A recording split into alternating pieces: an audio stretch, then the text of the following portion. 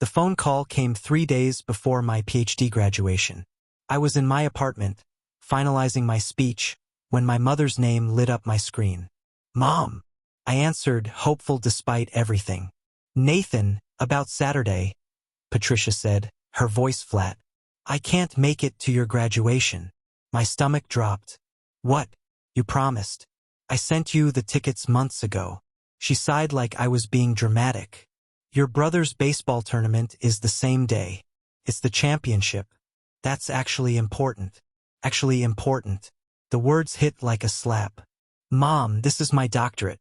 I've been working toward this for 7 years. And Kyle's been working toward this championship all season." She snapped back. "He's 17. This matters to him. You're 32, Nathan. You'll have other achievements. This is Kyle's moment." I gripped the phone so hard my knuckles went white. "So I'm not worth your time? Don't be childish," she said coldly. "I'll send a card. Congratulations or whatever."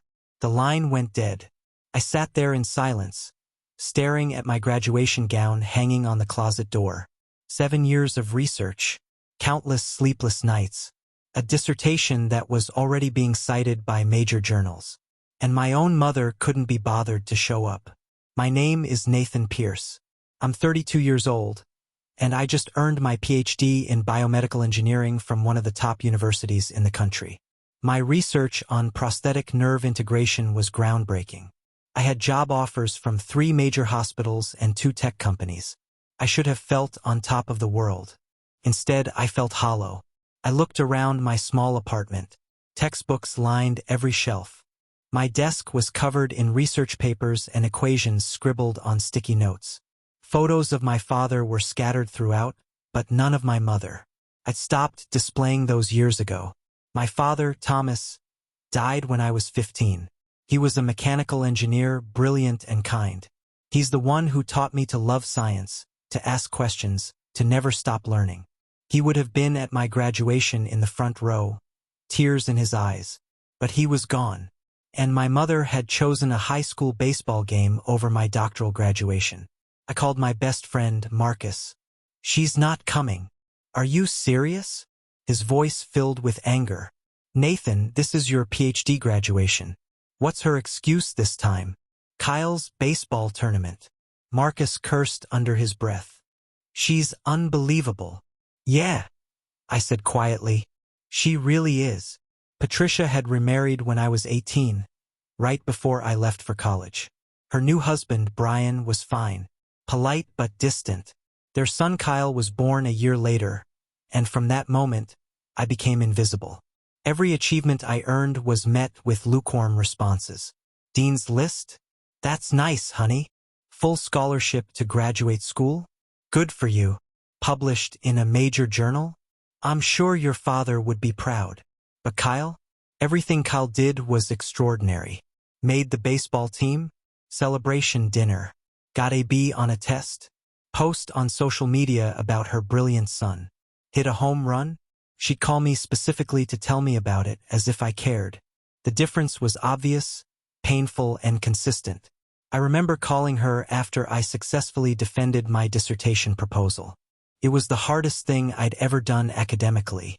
I was exhausted and proud and wanted to share it with her. "That's great, Nathan," she'd said, distracted. "Listen, I'm at Kyle's practice. Can I call you back?" She never did. So when she told me she wasn't coming to my graduation, I shouldn't have been surprised. But somehow I still was. Somewhere deep down, I'd kept hoping she'd change. That one day she'd see me. She never did. The day after her call, I sat in my advisor's office. Dr. Helen Torres had mentored me through my entire doctoral program. She was more of a parent to me than my own mother had been in years. "You seem distracted," she said, looking up from the paper she was grading. "Everything okay?" I hesitated, then told her. About my mother, the phone call, the baseball tournament.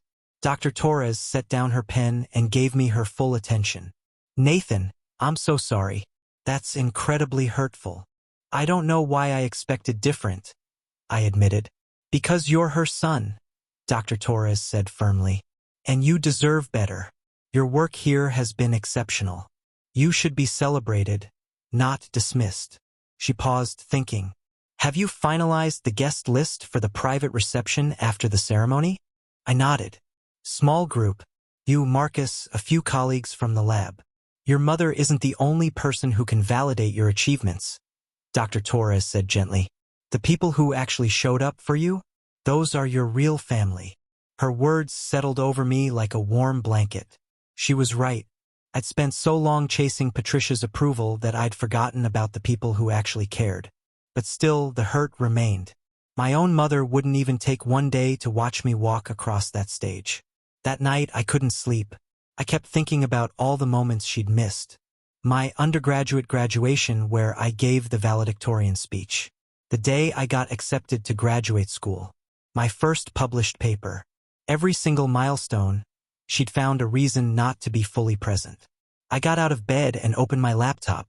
I pulled up my bank account and investment portfolio. My father had left me life insurance money when he died. I'd been careful with it, invested wisely, used it only for education expenses. Over 17 years, it had grown significantly. I also had my salary from teaching assistantships and research grants. I lived simply, saved aggressively. The total number staring back at me was substantial. An idea started forming in my mind. A wild, perfect idea. I opened a new browser tab and searched for the university's endowment office. I'd been on campus long enough to know how it worked. Donors could establish scholarships, research funds, or program endowments.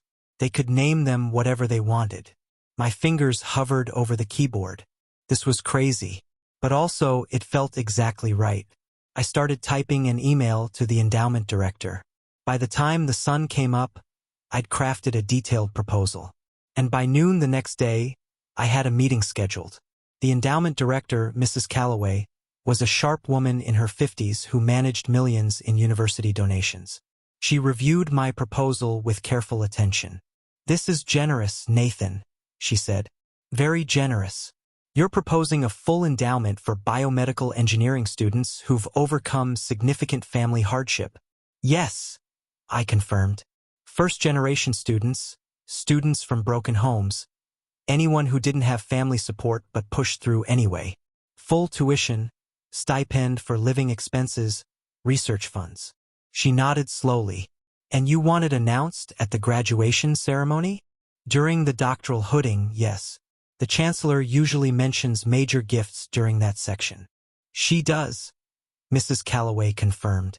And you want to name it the Patricia Pierce Memorial Scholarship Fund for Resilient Scholars? I met her eyes. Is that possible? It's your donation, she said carefully. You can name it whatever you want. Though I have to ask, is this a tribute to your mother? I smiled tightly. Something like that. She studied me for a long moment, then nodded. I'll have the paperwork ready by tomorrow. The chancellor will be thrilled. This is the largest single student donation we've received in years. We shook hands. As I left her office, my phone buzzed. A text from Patricia. Don't forget to send pictures from graduation. Brian wants to see. I turned off my phone. Marcus picked me up on graduation morning. He took one look at my face and handed me coffee. You ready for this? He asked. I don't know, I admitted. Part of me wants to call it off. Don't you dare, Marcus said firmly. Your mom made her choice. Now you're making yours. She'll figure it out soon enough. We drove to campus in comfortable silence.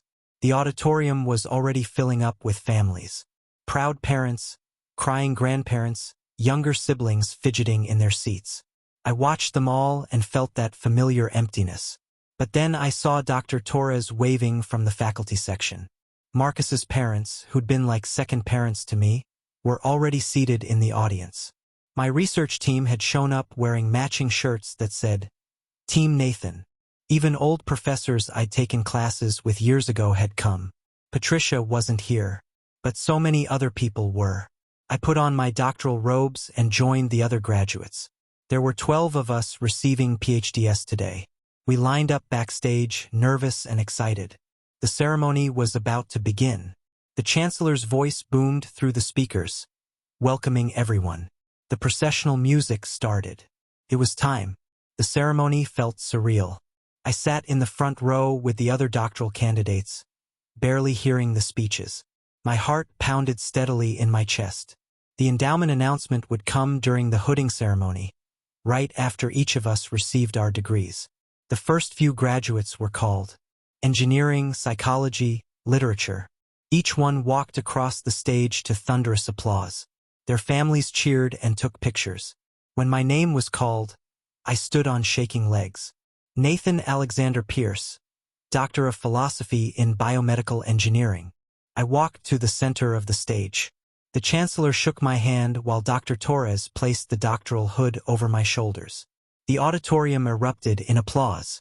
I saw Marcus's parents on their feet, cheering. My research team was screaming. Dr. Torres had tears in her eyes. But the seat I'd reserved for Patricia remained empty. The Chancellor gestured for me to stay on stage instead of walking off. My heart rate spiked.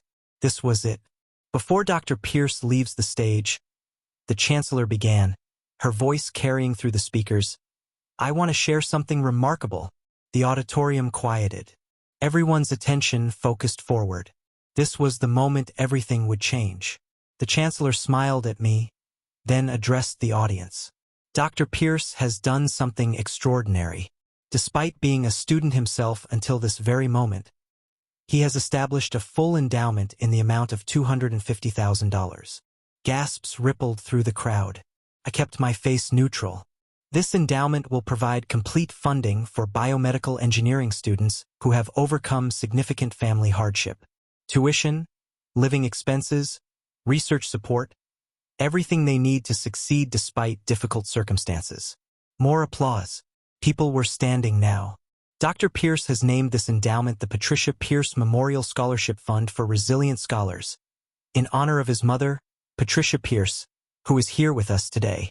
The applause grew even louder. Cameras turned toward the audience, searching for Patricia. The Chancellor scanned the crowd expectantly. But the seat was empty. Patricia wasn't there. The Chancellor's smile faltered slightly as she realized. Well, whether Mrs. Pierce could be here today or not, this generous gift will change lives for generations. Dr. Pierce, we are honored by your dedication to future students and your commitment to helping those who, like yourself, had to find their own way. The applause was deafening now, but I saw the confusion on faces throughout the audience. A memorial fund, but she's alive? In her honor, but she's not here? I shook the Chancellor's hand and walked off stage, my heart pounding so hard I thought everyone could hear it. As I returned to my seat, my phone started buzzing in my pocket. I turned it back on before the ceremony. Text after text after text. All from Patricia's number.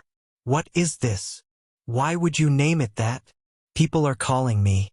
Nathan, answer me. This is humiliating. I silenced the phone and focused on the rest of the ceremony. The remaining graduates received their degrees. Speeches were made about the future, about making the world better, about the importance of education. When it was finally over, I was swarmed by people. Dr. Torres hugged me tightly.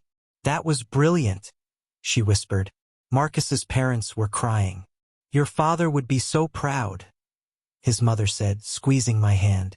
My research team surrounded me, asking questions about the fund. Colleagues from other departments congratulated me. The Dean of Engineering requested a meeting to discuss my donation and its impact. Through it all, my phone continued vibrating. Patricia was losing her mind. But I didn't check the messages. Not yet. I wanted to enjoy this moment, surrounded by people who actually cared about me. The private reception was held in the engineering building's conference room. About 30 people attended, all of them genuinely happy for me. We ate catered food, shared stories, and celebrated not just my graduation but the establishment of the scholarship fund. Dr. Torres pulled me aside at one point. That was quite a statement you made. Was it too much? I asked. She shook her head. No, it was honest. You named it after her, honored her publicly, and she couldn't even show up. Everyone in that auditorium understood the message, whether they realized it consciously or not. She's furious, I said, showing her some of the texts. Dr. Torres read them and frowned. She's embarrassed. Good. Maybe now she'll understand what she's been doing to you all these years. Marcus joined us, holding a beer. Dude, people are already talking about it online. Someone posted the ceremony video. The comments are insane. He showed me his phone. The video had been shared across multiple platforms. The comments were a mix of praise for the donation and confusion about the missing honoree. Who names a memorial fund after someone who's still alive? Plot twist. She didn't show up to his graduation. That's the whole point. This is the most passive-aggressive flex I've ever seen, and I'm here for it. I read through them, feeling a strange mix of satisfaction and guilt. I finally listened to Patricia's voicemails during the drive home. There were 7 of them, each more frantic than the last. First, Nathan, what is going on? Why would you name a scholarship after me? I don't understand. Third, people from church are texting me. They watched it online. They're asking why I wasn't there.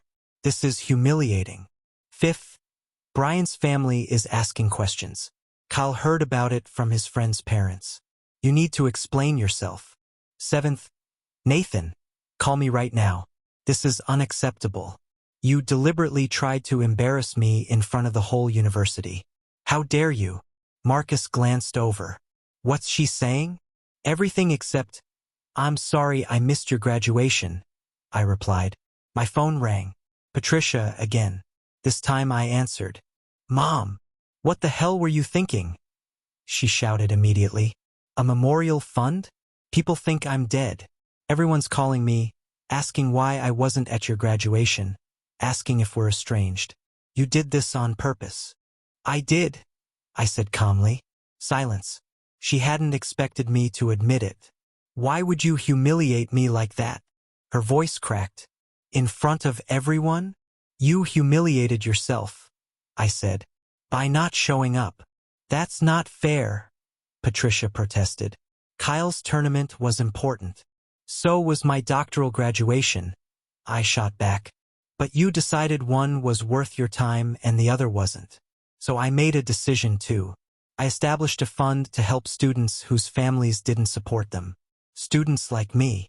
I support you, she insisted. When? I demanded. When have you ever actually supported me? You missed my undergraduate graduation. You forgot my birthday 3 years in a row. You've never read any of my published papers. You can't even name what my dissertation was about. Silence. Can you? I pressed. Can you tell me what I've been researching for 7 years? More silence. It's about prosthetic nerve integration, I said quietly. Helping amputees regain sensation in artificial limbs. Could change thousands of lives. And you have no idea because you've never asked. I heard her breathing on the other end. Nathan, the scholarship is real, I continued. $250,000. It'll help students who don't have what I had, which is Dad's life insurance money and my own determination. But I named it after you as a reminder. A reminder of what? She whispered. That the people who deserve recognition aren't always the ones who get it. I hung up before she could respond. The fallout was immediate and widespread. By the next morning, the story had been picked up by local news outlets. Local PhD graduate establishes $250,000 scholarship, read one headline. Another, unusual memorial fund honors living mother who missed ceremony. The human interest angle was too good to resist. Reporters started digging. They found old social media posts where Patricia gushed about Kyle's achievements but barely mentioned mine. They noticed the pattern of her attending every one of Kyle's events while missing my milestones. My phone rang constantly. Media requests, interview opportunities, even a producer from a morning talk show. I declined them all. This wasn't about fame. It was about finally standing up for myself. But I couldn't stop the internet from running with it. The story went viral. People shared their own experiences with unsupportive parents. The scholarship fund's webpage crashed from traffic. The university's donation line was flooded with people wanting to contribute additional funds to the endowment. Dr. Torres called me. Nathan, the response has been overwhelming. We've received $70,000 in additional donations in just 24 hours. People want to support this cause. I sat down heavily. That's incredible. It is, she agreed. Your story resonated with people. You've touched something deep. Patricia called again 3 days later. This time her voice was different, smaller, defeated. People are avoiding me, she said. At church, at the grocery store. Kyle's coach asked if everything was okay with our family. Brian's sister called to check on me. Everyone knows. Everyone knows what? I asked. That you chose a baseball tournament over your son's doctoral graduation? That's just the truth, Mom. It's not that simple, she protested weakly. It really is, I replied. You had 2 important events on the same day. You chose one. That's not complicated. It's just hurtful. I heard her crying on the other end. Part of me wanted to comfort her, to take it all back. That's what I'd always done before. Make it easier for her, minimize my own hurt to spare her discomfort. But Dr. Torres's words echoed in my mind. The people who actually showed up for you are your real family. I should have been there, Patricia finally whispered. I know that now. Everyone's telling me what a terrible mother I am. And they're right. I never wanted people to attack you, I said honestly. I just wanted you to see me. I see you now, she said. But it's too late, isn't it? I thought about that question. Was it too late? Over the next week, Patricia tried to make amends. She sent flowers to my apartment with a card that said, Congratulations, Dr. Pierce. Your father would be so proud. She posted about my graduation on social media, sharing photos she'd gotten from the university's website. But the comments on her posts were brutal. Interesting that you're posting now. Where were you during the actual ceremony? Ma'am, we all saw what happened. This is embarrassing. She deleted the posts after a day. Meanwhile, applications for the scholarship fund started pouring in. Students from difficult backgrounds, first-generation college students, people who'd been told they weren't good enough. Each application broke my heart and filled it at the same time. I read every single one personally. There was Maria, whose parents kicked her out for wanting to study science instead of becoming a nurse. James, who'd been in foster care and had no family at all. Keisha, whose mother was in prison and whose grandmother worked 3 jobs to support her. These were my people, the ones who'd been dismissed, overlooked, and underestimated. I was giving them what my mother never gave me, someone who believed in them. The selection committee met to review applications. We chose 5 recipients for the first year. Full funding, mentorship, everything they needed to succeed. The first scholarship recipients were announced at a university press conference. I attended, shaking hands with each student and promising them support throughout their academic journey. A reporter asked the question I knew was coming. Dr. Pierce, can you tell us about your mother, Patricia, for whom this fund is named? I paused, choosing my words carefully. My mother is a complicated person who made choices that hurt me deeply. This fund exists because of that pain, but also because I refused to let that pain define me. Instead of becoming bitter, I chose to help others who felt invisible like I did. Is your relationship with her reparable? Another reporter pressed. I don't know, I answered honestly. That depends on whether she's willing to truly acknowledge what happened and change. Right now, she's more upset about being embarrassed than about the fact that she hurt her son. Until that changes, I'm not sure what relationship we can have. The clip aired that evening on multiple news channels. My phone exploded again with messages, but this time they were different. People sharing their own stories, thanking me for speaking openly about family dysfunction, telling me I'd given them permission to set boundaries with toxic relatives.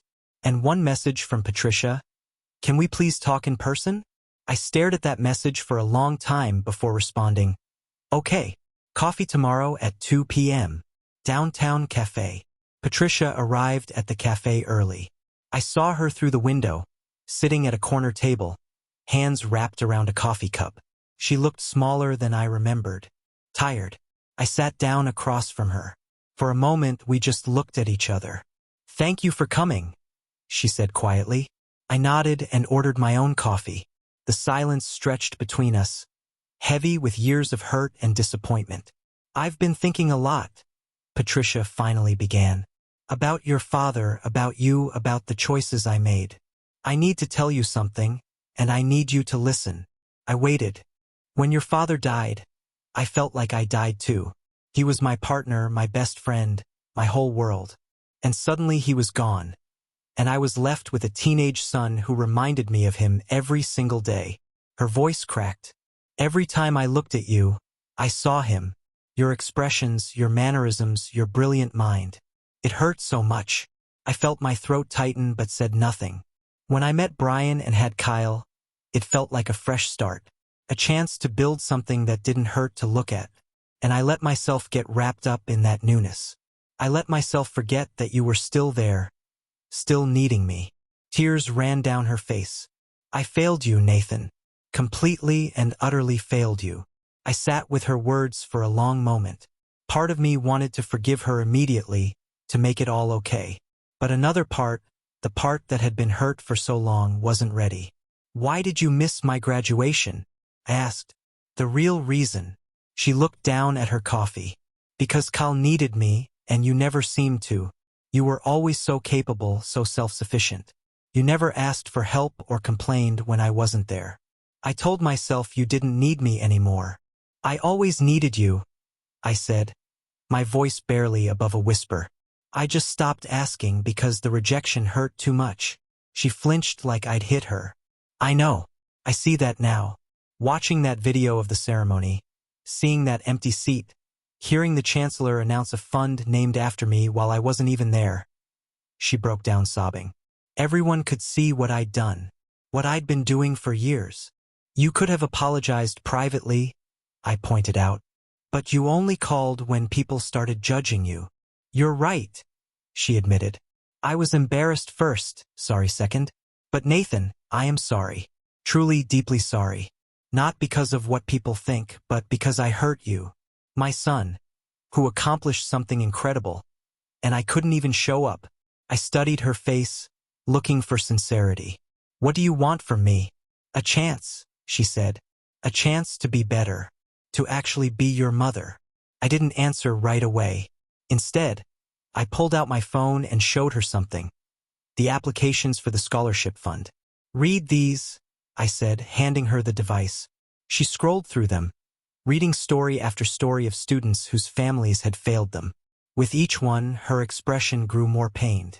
These are the people you helped, she said finally, by hurting me publicly. No, I corrected. These are the people I helped by refusing to let my pain be meaningless. You hurt yourself by making choices that had consequences.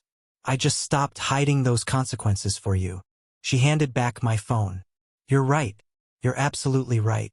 If you want a chance, I continued, it can't be like before. No more comparing me to Kyle. No more dismissing my achievements. No more choosing one son over the other. We're both your children, and we both deserve your attention. I understand, she said.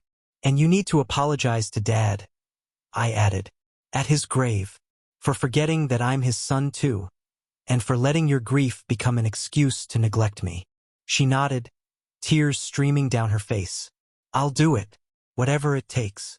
I took a sip of my coffee. Then we can try. But Mom, I'm not the same person I was. I won't beg for your attention anymore. Either you show up or you don't. But I'm done chasing you. Fair enough, she whispered. Over the next few months, Patricia tried. Really tried. She called me weekly to ask about my new job at the hospital. She read my published papers, even though she didn't understand all the technical details. She asked questions about my research and actually listened to the answers. When I gave a presentation at a medical conference, she was in the audience. She drove 3 hours to be there and stayed for the entire thing. Afterward, she told me she was proud of me, not in a dismissive way, but with real emotion in her voice. She started therapy to deal with her grief over my father's death. She admitted to Kyle that she'd been overcompensating with him and neglecting me.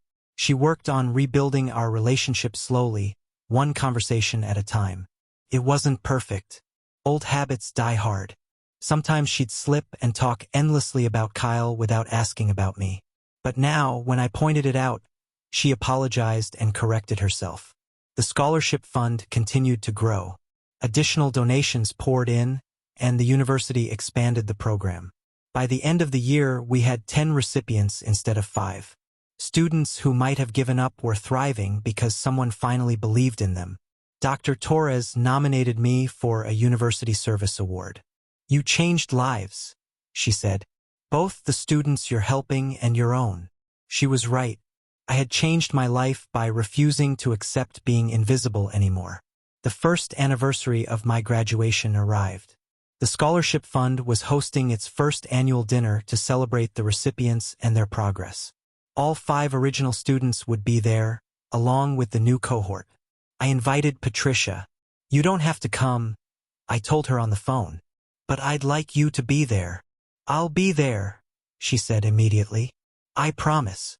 The night of the dinner, I stood in the hotel ballroom watching people arrive. The scholarship recipients came dressed up, excited, proud. Their families came too. Some supportive, others awkward and trying to make amends like Patricia. Marcus appeared at my elbow. "Big night." "Yeah," I agreed. "Feels surreal that it's been a year." "You did good, Nathan. Really good." The door opened again, and Patricia walked in. She wore a nice dress and carried a gift bag. When she spotted me, she smiled nervously and walked over. "Hi," she said. "Hi, Mom. I'm glad you came." She looked around the room. "Are these all the students?" "Most of them. A few couldn't make it tonight." "Can I meet them?" she asked. "I'd like to hear their stories." I introduced her to Maria, James, and Keisha. She listened to each one, tears in her eyes.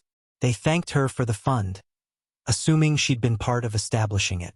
She didn't correct them, just accepted their gratitude with humility. During dinner, the university president gave a speech about the scholarship's impact. She mentioned how one student's personal pain had been transformed into collective healing. She talked about the ripple effect of choosing generosity over bitterness. Then she invited me to say a few words. I stood at the podium, looking out at the room full of people. Patricia sat at a table near the front, her eyes fixed on me. "A year ago I was angry," I began. "Hurt, disappointed, and tired of feeling invisible. I could have let that anger destroy me. Instead, I channeled it into something that would help others who felt the same way I did." I gestured to the scholarship recipients. "These students are brilliant, determined, and resilient. They didn't have families who believed in them, but they believed in themselves. They're proof that where you start doesn't determine where you end up."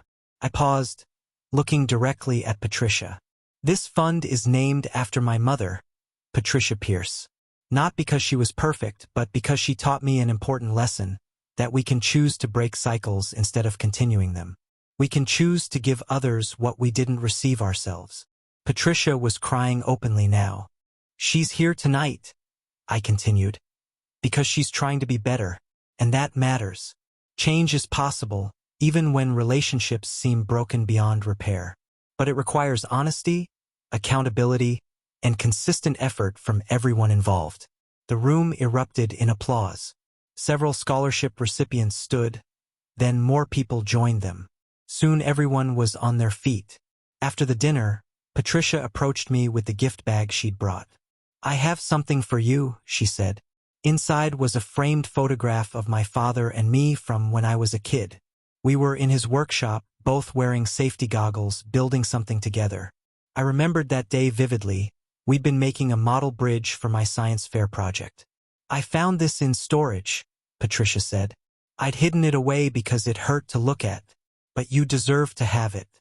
You deserve to remember him and all the ways you're like him." I stared at the photo, my vision blurring. "Thank you. I also want to contribute to the fund," she added. "It's not much compared to your initial donation, but I'd like to add $5,000 annually. In Thomas's name this time, not mine."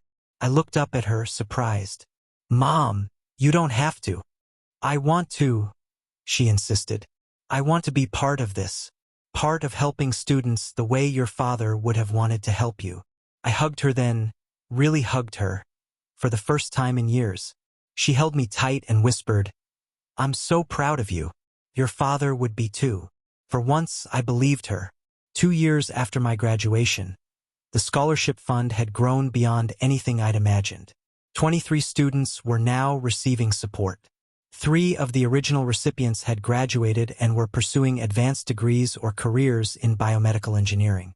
Patricia and I had coffee every month now. Sometimes we talked about difficult things, the years of neglect, the hurt I still carried, the work she was doing in therapy. Other times we just talked about normal stuff, my research, Kyle's college applications, memories of my father. Our relationship wasn't perfect, but it was real, honest. She showed up consistently, which was all I'd ever really wanted. Kyle came to visit me at the hospital where I worked. He watched me demonstrate the prosthetic technology I'd helped develop, the research from my dissertation that was now changing patients' lives. "This is incredible," he said, awe in his voice. "Mom talks about you all the time now. She keeps showing my friends the scholarship website." I smiled. "She's trying." "She is," Kyle agreed. "And for what it's worth, I'm sorry I was part of why she ignored you. I didn't see it then, but I do now. We were building something new, not replacing what was broken, but creating something different alongside it. The scholarship fund, the one I'd created out of pain and frustration and the desperate need to be seen, had become something beautiful. It had forced my mother to confront her failures. It had helped students who needed someone to believe in them, and somehow it had helped me heal too. I stood in my office one evening, the framed photo of my father and me on my desk, and realized something. Mom had said I wasn't worth her time at graduation. She'd been wrong. I was worth it. I'd always been worth it. And by establishing that fund, by refusing to stay invisible, I'd proven it not just to her but to myself. That was the real gift. Not revenge but recognition. Not bitterness but breakthrough. Not an ending but a beginning.